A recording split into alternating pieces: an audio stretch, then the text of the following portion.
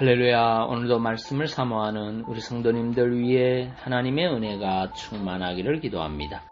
오늘의 성경 통독은 예레미야서 15장에서 19장까지의 말씀입니다. 오늘은 예레미야 15장의 말씀을 통하여 신앙의 회의가 찾아온다 해도 우리는 세상이 아닌 하나님께 나아가야 합니다 라는 말씀으로 은혜를 나누겠습니다. 오늘의 본문 예레미야서 15장 19절 말씀입니다.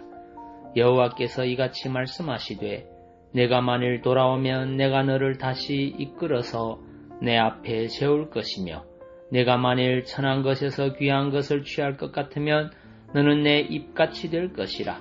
그들은 내게로 돌아오려니와 너는 그들에게로 돌아가지 말지니라. 아멘. 예레미야서 15장은 유다의 심판과 하나님의 위로에 대해 기록하고 있습니다. 19절 후반부를 보면 하나님은 예레미야를 향해 그들은 내게로 돌아오려니와 너는 그들에게로 돌아가지 말지니라고 말씀하셨습니다. 우리는 이 말씀을 통하여 예레미야가 선지자로서의 사명을 포기하고 그저 백성의 하나로 돌아가려고 하였다는 것을 짐작할 수 있습니다. 예레미야는 하나님으로부터 부르심을 받고 하나님의 말씀을 선포하였습니다. 그런데 그의 사명의 길은 결코 순탄하지 않았습니다. 완악한 유다 백성들은 하나님의 말씀으로 자신들의 죄를 책망하며 심판을 경고하고 회개할 것을 요구하는 예레미야가 영 거북한 존재였습니다. 그래서 그들은 예레미야를 핍박하고 심지어는 죽이려고까지 하였습니다. 예레미야는 이러한 상황에서도 인내하며 선지자로서의 사명을 잘 감당하였습니다.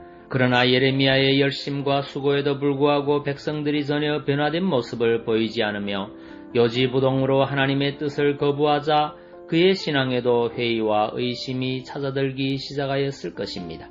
그는 점점 자신의 능력의 한계를 절감하였고 하나님의 말씀에 대해서도 조금씩 확신을 잃게 되었을 것입니다. 그러면서 점차 타협의 유혹도 받았을 것입니다. 그 과정에서 그는 백성들에게 싫은 소리를 함으로써 고통당하는 것을 원치 않았을 것입니다. 하나님께서는 바로 그러한 예레미야를 향해 그들은 내게로 돌아오려니와 너는 그들에게로 돌아가지 말지니라고 말씀하고 있는 것입니다. 여기서 돌아오려니와 라는 말은 돌아올 것이다 라는 말이 아니라 돌아와야 한다는 말입니다. 즉 백성들이 예레미야에게로 돌아와야지 반대로 예레미야가 백성들에게로 돌아가서는 안 된다는 말입니다.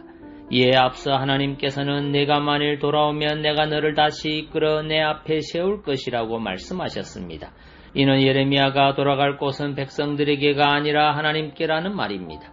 왜입니까? 예레미야가 하나님께가 아닌 백성들에게로 돌아가면 그 자신은 물론 백성들도 아무런 소망을 가질 수 없었기 때문이었습니다. 그러므로 신앙의 회의에 빠진 예레미야가 돌아가야 할 곳은 그를 위해서나 백성들을 위해서나 백성들이 아닌 하나님께로였습니다.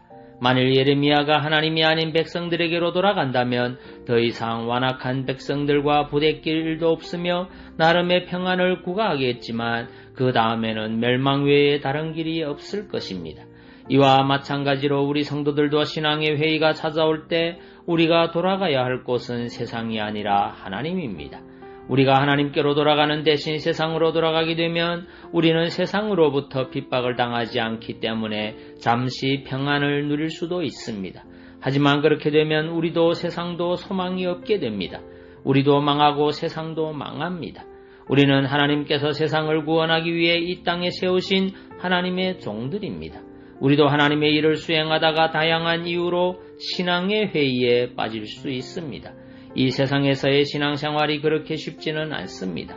이때 우리는 절대 세상으로 돌아가려고 해서는 안 됩니다. 우리는 일시적으로 신앙의 회의에 빠지는 일이 있을 수도 있지만 그 같은 자리에 지속적으로 머물러 서서는 안 되며 신속히 하나님을 신뢰하는 신앙을 회복하고 하나님께로 돌아가야 합니다. 그래야 할 때 우리에게도 세상에도 희망이 있습니다. 오늘도 주님과 함께 승리하는 하루 되시기 바랍니다. 기도하겠습니다. 사랑의 주님, 신앙의 회의가 찾아온다 해도 우리는 세상이 아닌 하나님께 나아가야 함을 고백합니다. 힘들고 지칠 때일수록 주님 앞에 더 나아가 주님이 주시는 힘을 덧입어 일어서는 믿음의 성도 되게 도와주옵소서. 예수님 이름으로 기도하옵나이다. 아멘.